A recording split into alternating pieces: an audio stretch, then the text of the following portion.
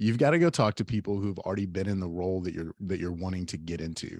When I first decided that I was going to move into an administrative role, or that I wanted to move into an administrative role, I went and sought out the very first principal that I had. He was a really good mentor to me, and I hadn't worked for him at that point in time in probably 8 years. And but we still stayed connected, and he was always a guy that I could go to. And I went and sat with him and was just, hey, I need you to talk me through what this looks like, because as a teacher coach, I kind of have time frames, right? So, to give you an example of what we talked about in that conversation, as a teacher coach, I always felt like I needed to make a move.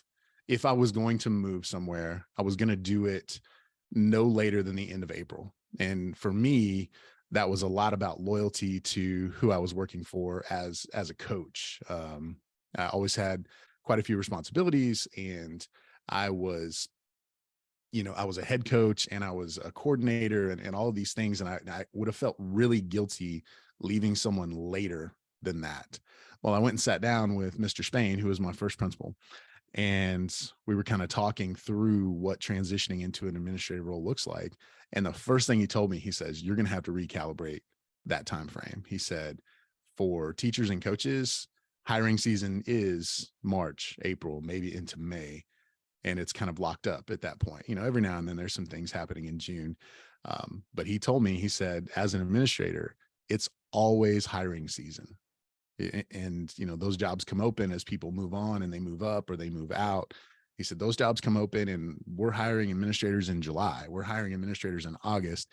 And having had that conversation with him, it helped me understand kind of what I was getting myself into, but it also helped me make some decisions about the role that I was currently in. So just to kind of give you a little bit more background into that transition, the school that I was at the time, I was heavily involved in leadership. I was the head wrestling coach. I was the special teams coordinator. I was in charge of our character development.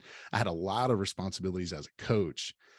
And when I was going through, so everyone down here for their assistant principal interviews, they do kind of a pool process. And you go through these processes, and they decide yes or no, we're going to let you in the pool. You're qualified to work in our district or not.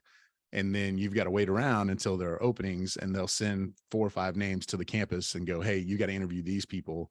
Well, so I went through one of those processes in a really big district in this area, and I got into the pool. And I remember in the last interview, this was probably early April, I went into the last interview, and, they're like, what questions do you have for us? And I said, well, how many openings are you anticipating? What does this look like? And they said, well, we don't have any right now, but we know we will have. I said, okay, that's good. That's promising. I said, what kind of time frame do you think? And they're like, oh, probably late June. And that's where I had that moment of, I've got to make some decisions about the direction that I want to go at this point.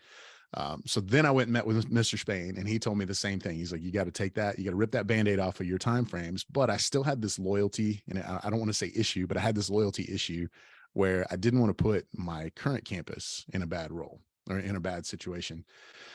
So I talked to my wife, and this kind of leads to the next thing I want to say about making transitions is sometimes you got to take a step backwards to be able to take a step forwards. And so at that point, we really felt like moving into an administrative role was where I was going to go.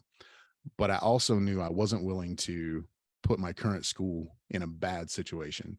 So we took a step back. I stopped coaching football that next year, moved into a district closer to where we lived, and put myself in a place where now I'm in a place as a teacher where if I get an opportunity in this district, it's not going to put them in a bad situation. I can make that transition and everything would be fine.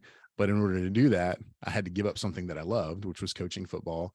And I had to give up a giant portion of my salary, but that was okay because we knew it was going to get us in the direction that we wanted to go. So that was a really, really big step for us to be able to take that step backwards in order to be able to make a move forward. And I've done that a couple of times.